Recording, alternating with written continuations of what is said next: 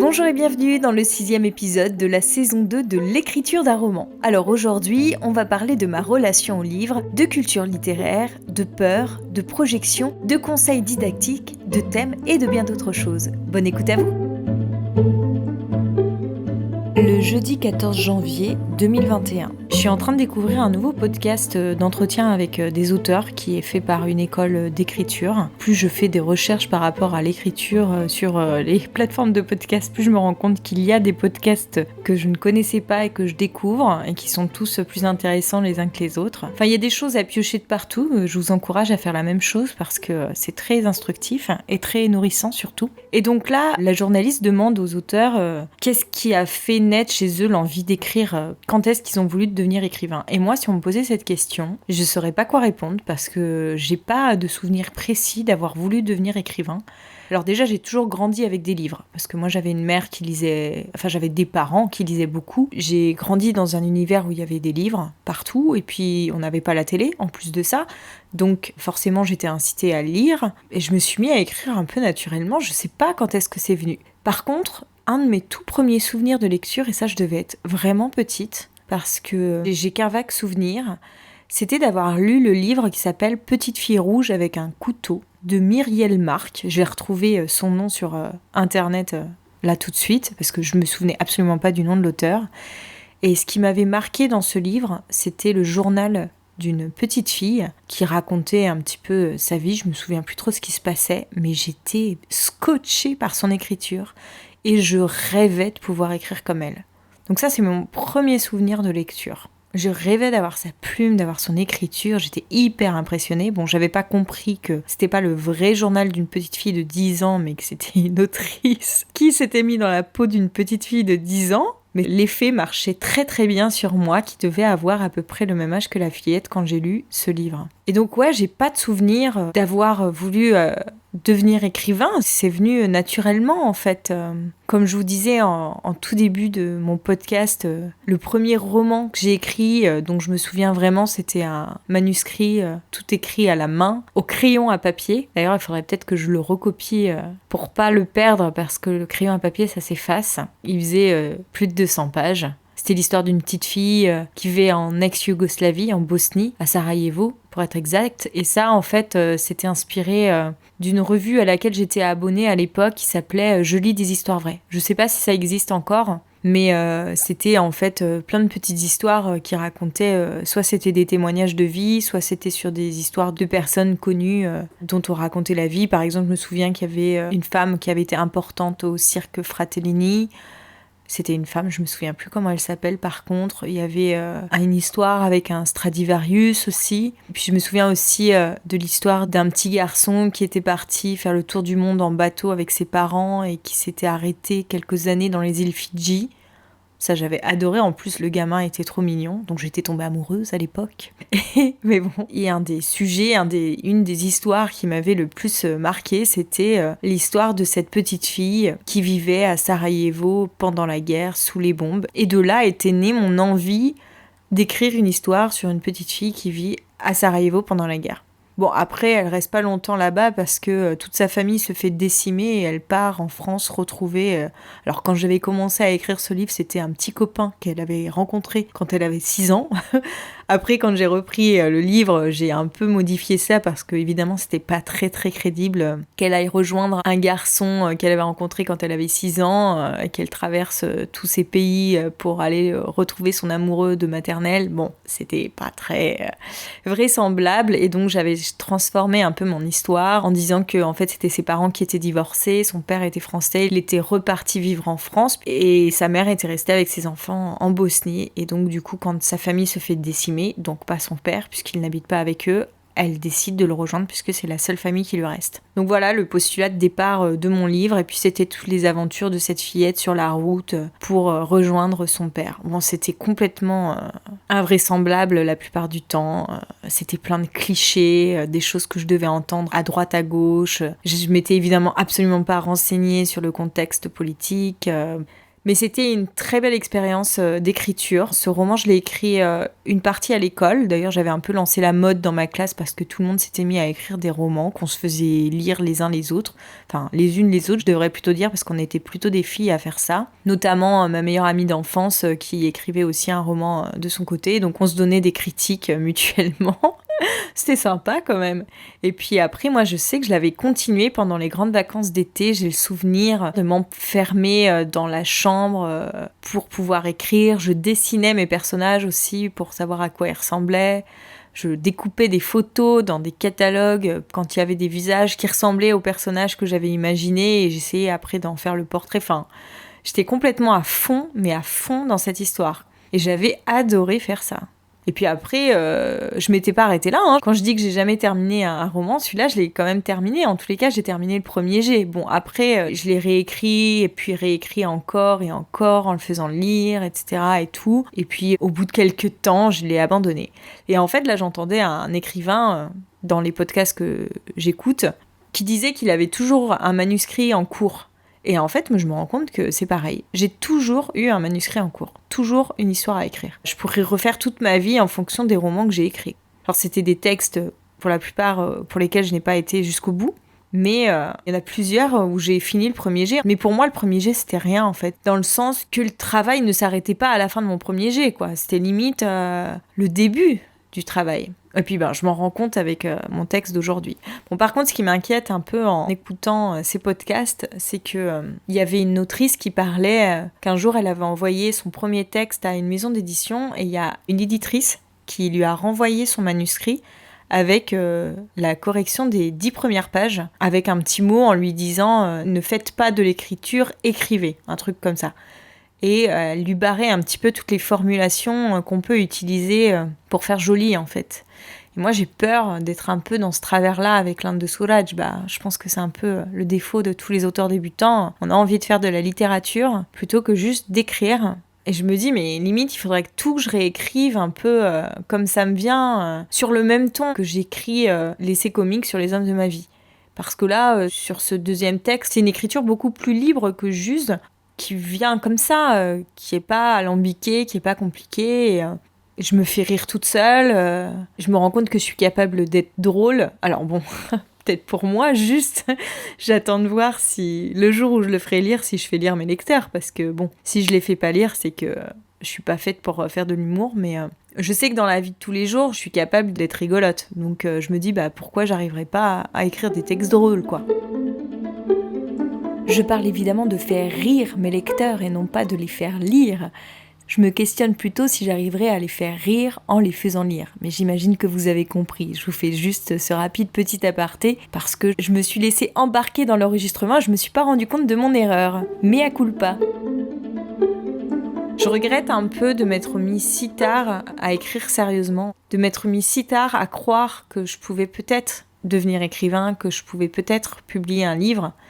Et que si j'en avais vraiment envie, il fallait que je me donne les moyens. J'y croyais tellement pas que j'ai jamais vraiment cherché à aller jusqu'au bout d'un projet d'écriture parce que c'était impossible. Et c'est dommage parce que je pense que en me mettant ces limites, j'ai perdu beaucoup de temps. Tout le travail que je fais aujourd'hui, j'aurais pu le faire il y a quelques années. Peut-être qu'il y a quelques années, j'aurais pas trouvé de quoi écrire parce que je n'avais pas assez vécu. Ça, c'est aussi une question que j'ai, parce que pourquoi j'ai voulu écrire l'Inde de Soulage ? Déjà, ce roman est né après une expérience assez traumatique, qui n'a rien à voir avec ce que j'ai écrit dans ce livre. Mais disons que c'est après avoir vécu ça que j'ai pu me mettre à écrire, comme si d'un coup j'avais pris plus de corps. Avant, j'avais pas vécu grand-chose, j'avais fait des expériences et tout, mais rien de très traumatique en fait. Je dis pas qu'il faut avoir vécu des expériences traumatisantes pour écrire, mais pour avoir une certaine profondeur, soit on a une grande maturité naturelle, soit c'est quelque chose qui se construit avec les expériences de la vie. Bon, j'en ai trop marre de pas réécrire sur le texte que j'avais commencé pendant ma pause sur l'Inde de Soulage, sur l'essai comique des hommes de ma vie. Du coup, je vais m'y remettre ce soir. J'ai pas encore commencé, en fait, j'étais en train de lire. Généralement, je passe mes soirées consacrées à la lecture. Et en me lançant dans la lecture d'un nouveau livre, Le ton m'a vraiment rappelé mon propre roman et en fait ça me démange depuis quelque temps de me remettre à l'écriture de ce texte. Bon, sauf que j'ai du mal à lui dégager du temps dans mes journées hyper chargées et puis que la priorité c'est quand même l'Inde de Soulage. Donc je ne m'écoute pas. Mais là, je prends sur mon temps de lecture pour passer un petit moment avec ce texte qui me manque. Je sais plus du tout où je me suis arrêtée. En tous les cas, ce que je peux dire, c'est que je n'ai pas écrit depuis le 19 décembre. Ça veut dire que ça fait presque un mois que je n'ai plus retouché à ça. Je crois que j'en suis à une 50aine de pages, si mes souvenirs sont bons. Donc voilà, j'ai trop hâte de m'y remettre. Je vais pas relire ce que j'ai fait, je vais juste peut-être relire la page d'avant pour voir un peu le ton que j'utilisais et où j'en suis dans mon histoire. Et je vais continuer. Bon, ça y est, je viens de me refaire une petite session d'1h30 d'écriture. J'ai à peine relu ce que j'avais déjà écrit parce que le but c'était pas de replonger dans mon texte, étant donné que j'avais pas forcément beaucoup de temps devant moi, mais plutôt d'écrire. Donc j'ai juste relu la dernière page. Comme je vous disais, j'en étais déjà à 52 pages, là j'en suis à peu près à 55. Donc voilà, j'ai écrit 3 pages environ. J'étais moins à fond que les dernières fois, mais disons que c'était quand même une bonne petite séance. Et j'aime toujours autant cet exercice. Je sais pas du tout comment ça va se terminer, parce que là j'en suis donc à 55 pages et mon personnage a 15 ans. Voilà, sachant que je voudrais l'amener presque jusqu'à ce qu'elle ait 30 ans à peu près. J'ai peur de faire un livre de 3000 pages, quoi, à ce rythme-là. Alors est-ce que ça pourrait pas faire l'objet de plusieurs tomes ? Je sais pas trop comment... Bon, on s'en fiche pour le moment de la forme. On verra ça plus tard. Le but là, c'est d'écrire, c'est de faire sortir ce que j'ai envie de sortir. J'essaie de comprendre un petit peu aussi pourquoi je veux raconter cette histoire, pourquoi ça m'intéresse tant, c'est quoi qui m'intéresse là-dedans.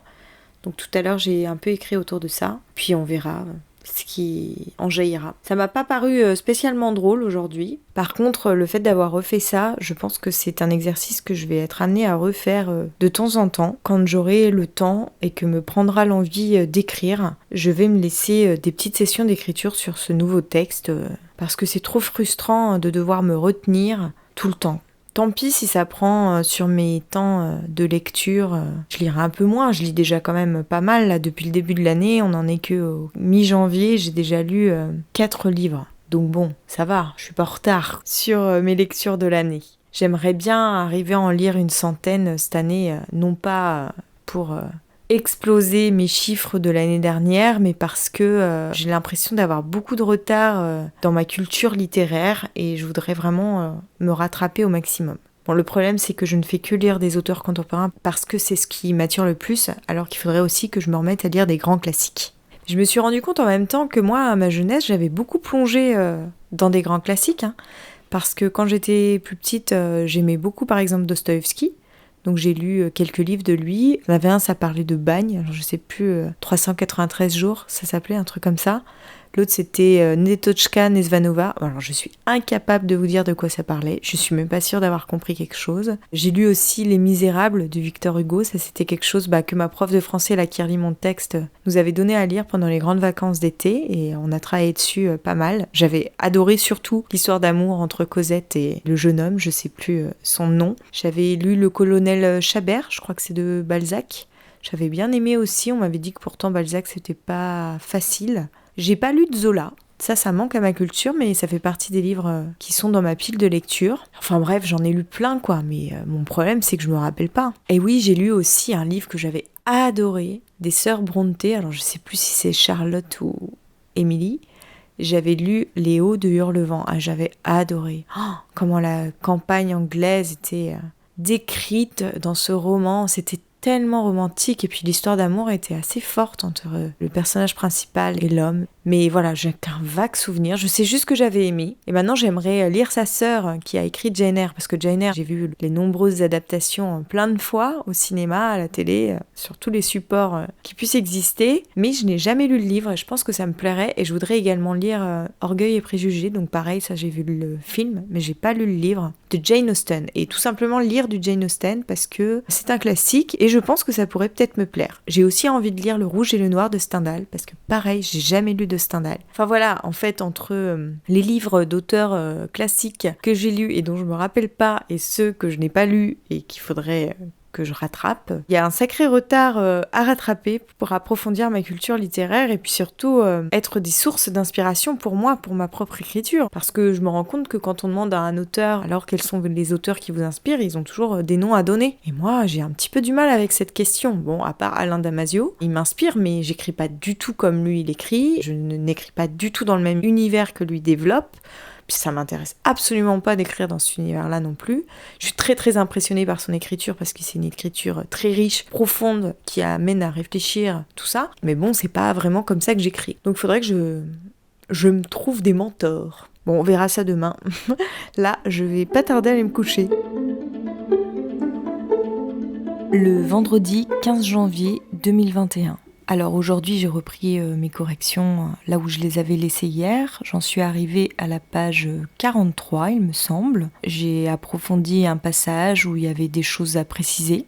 Donc j'ai commencé ma séance en faisant ça. Et ensuite, j'ai travaillé sur la peur. C'est-à-dire que un des thèmes que j'aborde dans mon texte, c'est la peur. D'ailleurs, c'est un mot que j'utilise beaucoup dans tout le corps du texte, qui est sans cesse répété. Donc je suis en train de travailler sur le champ lexical de la peur, en prenant tous les synonymes, en essayant de graduer la peur, qu'est-ce que ça veut dire, qu'est-ce que ça représente, comment ça se manifeste, pourquoi est-ce qu'on a peur, enfin ce genre de choses. Un peu l'exercice que m'avait proposé ma prof de français pour approfondir les thèmes de mon texte. Et donc la peur, j'avais commencé à travailler dessus, mais en fait j'avais simplement écrit une petite nouvelle par rapport à ça. Et là j'essaye d'approfondir un peu plus ce thème d'une autre manière, en m'appuyant sur le dictionnaire, en m'appuyant sur comment je vois les choses, tout ça. Donc je vais continuer cet exercice plus tard. C'est pas quelque chose que je peux faire pendant toute une séance parce que ça me prend un peu la tête. Enfin, je trouve pas que ça soit très jouissif de faire ça en fait. D'ailleurs, en ce moment, tout le travail que je fais autour de mon texte, c'est pas ce qui me plaît le plus. C'est une prise de tête intellectuelle, beaucoup de réflexion. Je sais pas si c'est utile ce travail, sans doute que oui, mais j'y prends pas trop de plaisir en fait. Moi, j'aime bien être dans la création. Mais bon, voilà, si je veux le mener jusqu'au bout, je sens quand même qu'il faut que je l'approfondisse. En fait, ce qui me désespère un peu, c'est que j'ai l'impression que je pourrais passer toute ma vie à travailler ce texte. Parce que certes, j'ai appris énormément de choses depuis que j'ai commencé l'écriture de ce manuscrit, mais quand je vois le travail qui me reste, j'ai l'impression qu'il y en a 10 fois plus à apprendre et que manifestement, je pourrais pas faire tous ces apprentissages autour de ce manuscrit, sinon je ne l'enverrai jamais et je peux passer ma vie à l'écrire. Donc il faut que je me prépare aussi à l'idée que peut-être il aura tous les défauts d'un premier roman et qu'il sera accepté nulle part à cause de ça justement. Et que s'il est accepté nulle part, qu'est-ce que je fais en fait ? Est-ce que je me lance dans un nouvel écrit ou est-ce que je tente quand même de le publier par mes propres moyens ? Mais si je le publie par mes propres moyens et que ça me dessert, c'est pas forcément non plus une très bonne idée. Des fois, vaut mieux se lancer complètement dans un autre texte plutôt que de s'accrocher à un sur lequel on est parti dans une mauvaise direction. Et puis, je peux très bien le reprendre d'ici quelques années, une fois qu'il aura bien reposé, que je me serai améliorée. Un peu comme un vin se bonifie avec le temps, avec peut-être plus d'expérience, j'arriverai à tirer la substantifique moelle de ce texte. Parce que oui, non, je pense qu'il y a plein de choses, ça fourmille de bonnes choses, il y a plein d'idées intéressantes, c'est une histoire qui peut parler à beaucoup de monde, mais telle qu'elle, je sais pas si on va pouvoir en faire quelque chose. J'ai l'impression que comme je suis pas partie dans les bonnes directions au départ, je me suis un peu emberlificotée dans des schémas qui sont difficilement démêlable aujourd'hui. Alors soit je tombe sur un éditeur courageux qui a envie de s'investir sur ce texte avec moi, soit personne n'a envie de prendre le risque et dans ces cas-là, ça s'arrête là. Et j'aurais fait tout ça, pas pour rien parce que c'est jamais pour rien, j'ai énormément appris. Mais quand je parle de tout ça, c'est plus mon travail de podcast où j'aurais fait monter la sauce pour vous dire finalement, non, je le publie pas. En tous les cas, c'est sûr que je me laisserai libre là-dessus. Même si j'ai 10 000 personnes qui me suivent sur ce podcast, Bon, si j'ai 10 000 personnes qui sont prêtes à l'acheter, peut-être que dans ces cas-là, je me lancerai dans l'auto-édition. Mais bon, de toute façon, on n'en est pas là, donc je fais complètement des plans sur la comète. On verra bien ce que ça donne. Et puis, de toute manière, ce qui va se passer, c'est qu'une fois que je vais envoyer ce texte en maison d'édition, j'aurai déjà un autre texte en cours d'écriture sur lequel je vais concentrer toute mon attention. Donc mes attentes par rapport à l'Inde de Suraj seront beaucoup plus ténues que si je n'avais que ce livre que j'avais écrit. Donc peut-être quand je vais recevoir des refus, l'autre manuscrit sera arrivé à son terme et je pourrai déjà l'envoyer aux maisons d'édition. Enfin, ça se trouve, ça peut se passer comme ça, hein. J'espère juste que le prochain texte que je vais écrire ne me prendra pas autant de temps que l'Inde de Suraj. Mais ça, je peux pas le prévoir en fait. Parce que là, si je me lance dans l'essai comique autour des hommes de ma vie, c'est encore un texte à rallonge. À la limite, je suis en train de me poser si je devrais pas en faire plusieurs tomes. Donc, on n'est encore pas dans quelque chose de concis et de synthétique, hein. Bon, après, peut-être que je serai jamais capable de faire quelque chose de concis et de synthétique parce que c'est pas dans ma nature. Mais bon, du coup, je peux passer toute ma vie à chercher à me faire publier avec des textes à rallonge que j'arrive pas à amener jusqu'au bout parce qu'il y a trop de choses à travailler autour, trop ambitieux par rapport à mes capacités, enfin...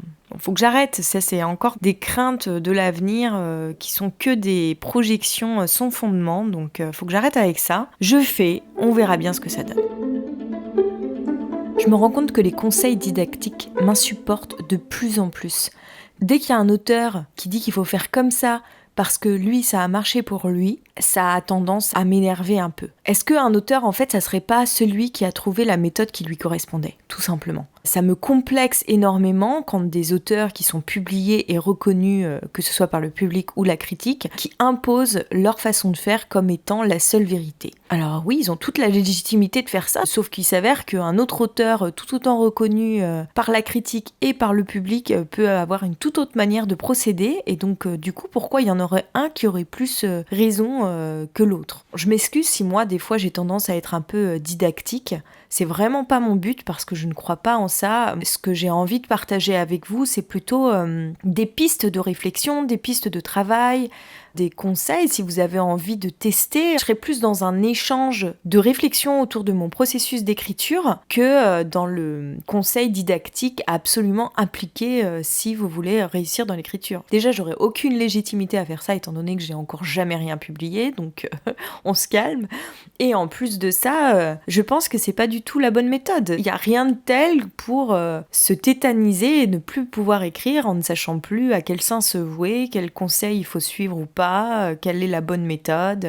Donc à chacun de trouver sa voie en fait dans ce fouillis de toutes les idées toutes faites qu'on peut entendre à droite à gauche. Quand je vais chercher des infos, c'est pour nourrir ma réflexion, c'est pas du tout pour me dire « Ah ouais, ça y est, j'ai trouvé la méthode exceptionnelle ». Mais par contre, c'est vrai que quand j'écoute des interviews d'écrivains et qui sont là « Ah non, mais c'est pas du tout comme ça qu'il faut faire », ça par contre, ça me complexe, quoi. Je me dis « Ah ouais, mais peut-être j'ai pas du tout compris ce qu'il fallait faire, je suis pas sur le bon chemin. Mais peut-être que ce qu'il faut pas faire pour eux, ben moi, c'est ce qui va marcher pour moi ». Je me rends compte qu'il y a des auteurs qui se mettent à écrire parce qu'ils veulent parler d'un thème en particulier et donc ils savent pas trop comment le mettre en scène. Et moi, c'est plutôt l'inverse qui s'est passé, c'est que j'avais la mise en scène, mais pas vraiment un thème particulier. J'avais envie de parler plein de trucs, quoi. C'est aussi pour ça, à mon avis, que mon livre est un peu fouillis, parce qu'il y a plein de thèmes. Mon livre, il est vraiment né quand je faisais le montage de mon documentaire que j'ai tourné quand j'étais en Inde sur les rites amoureux d'une tribu. Ce ne sera pas sans vous rappeler quelque chose. Et quand je faisais le montage de ce film, je me rendais compte que tout ce qui était intéressant, c'était ce qui s'était passé en off du tournage. Donc que je n'avais pas en termes d'image.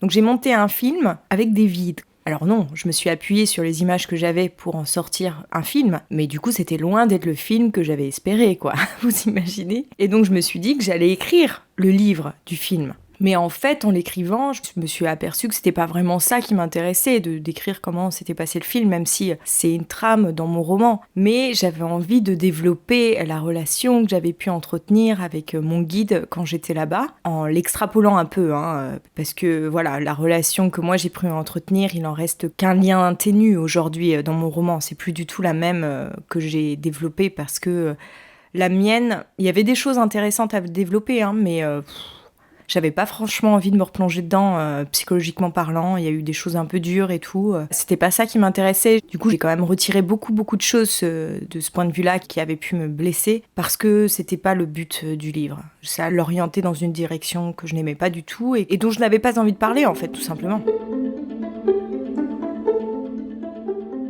Ça me fait halluciner, là, il y a une autrice qui a été publiée qui raconte une anecdote par rapport à une lettre de refus qu'elle a reçue d'un éditeur qui lui conseillait de retourner faire de la cuisine et de la couture. Non mais comment c'est possible d'envoyer ça à quelqu'un qui aspire à devenir écrivain ? Bon, déjà, on oublie le côté sexiste, mais déjà, c'est révoltant. Il n'aurait jamais écrit ça à un homme, très certainement. Ça manque tellement d'empathie envers la personne qui se rêve écrivain. Alors bon, les éditeurs doivent très fortement recevoir parfois quelques torchons, même peut-être souvent, j'en sais rien en fait. J'arrive pas à me rendre compte du genre de livres qu'ils peuvent recevoir. Mais cette autrice qui parle, qui a finalement été retenue chez Fayard, si elle a été retenue, c'est que son livre était plutôt de qualité et qu'il y avait du travail derrière. C'était pas un torchon. Comment il peut perdre son temps à renvoyer ce genre de commentaires absolument pas constructifs et puis qui peut être carrément ravageur ? Moi, je reçois un truc comme ça, mais j'en serais malade. Ça me révolterait, je sais pas ce que je ferais. Peut-être que je me ferais passer pour une journaliste, j'appellerais la maison d'édition en disant que j'aimerais un entretien... Peut-être que je me ferais passer pour une journaliste d'un journal connu en disant que je souhaiterais un entretien avec un éditeur par téléphone ou je sais quoi.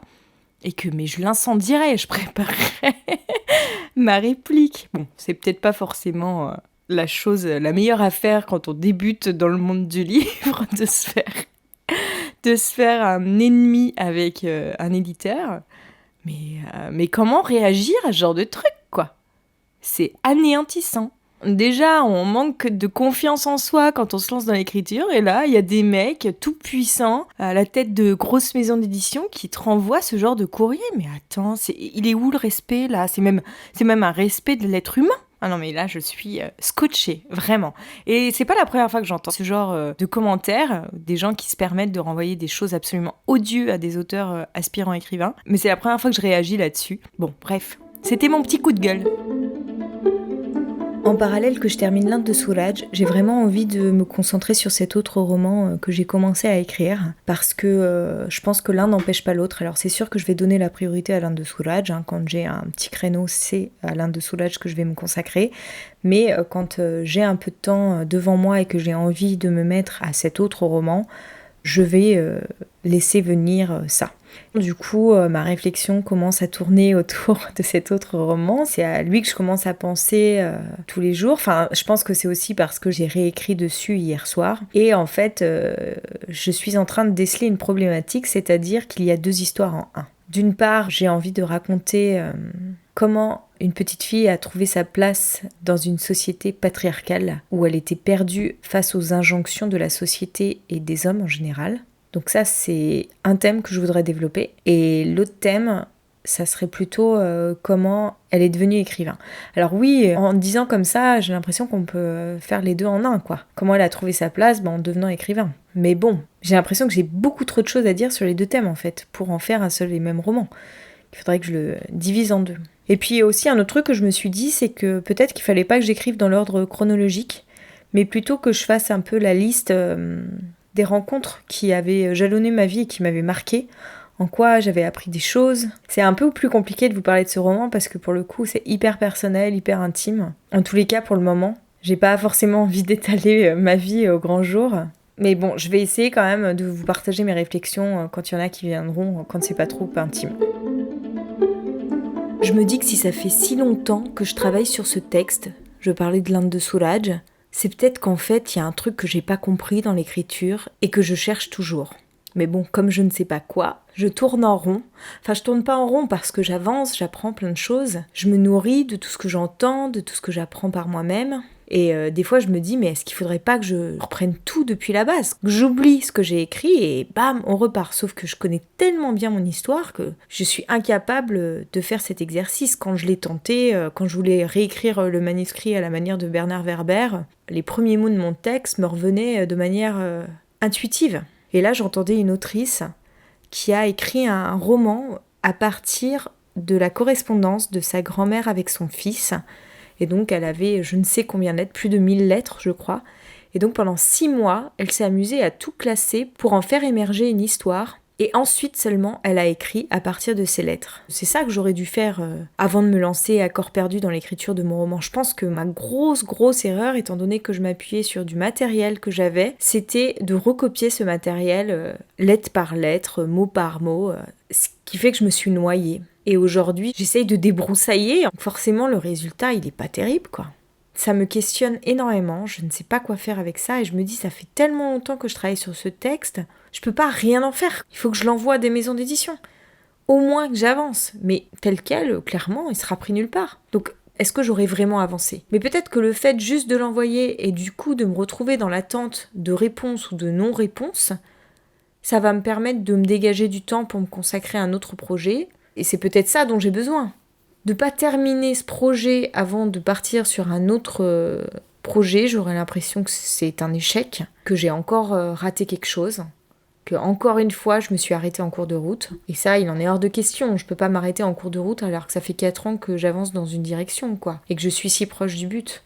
Mais en même temps, j'ai tellement envie de me donner toutes les chances de me faire publier qu'en l'état, je sais que c'est pas possible. Sauf miracle, un éditeur qui décèle mon talent incommensurable et qui a absolument envie de travailler avec moi, mais sinon, non, en toute sincérité. Je sais qu'il y a des bonnes choses dans mon livre, ça n'empêche pas, mais j'arrive pas à tirer l'essence de mon texte. J'arrive pas à en faire jaillir l'histoire qui devrait jaillir de ce texte. Il faudrait que j'oublie tout ce que j'ai écrit pour pouvoir recommencer. Et là, du coup, en vous disant ça, je me dis, mais est-ce qu'il faudrait pas que je fasse une pause beaucoup plus longue que celle que je viens de faire au mois de décembre, de 3 semaines ? 3 semaines, c'est rien quand ça fait 4 ans qu'on travaille sur un texte. Est-ce qu'il faudrait pas que j'attende 1 mois, 2 mois, 3 mois, et puis qu'en attendant, je me consacre tout à fait à autre chose ? Là, reste à savoir, est-ce que je me dis ça parce que j'ai trop envie de me consacrer à ce nouveau projet, ou est-ce que je dis ça parce que l'Inde de Soulage en a vraiment besoin ? Bon, je vais laisser un peu mûrir tout ça. Et vous saurez donc dans le prochain épisode si je refais une pause dans l'écriture de l'Inde de Soulage ou pas. On se retrouve donc vendredi prochain à la même heure. En attendant, vous pouvez toujours aller faire un tour du côté de ma chaîne YouTube Aurélia se raconte ou sur mon compte Instagram @AuréliaHorner où je vous invite à me suivre, voire même à m'écrire. J'adore vos messages auxquels je réponds toujours. Si cet épisode vous a plu, n'hésitez pas à me le dire et à mettre plein d'étoiles ou de commentaires sur Apple Podcasts. Merci infiniment pour votre écoute et à bientôt.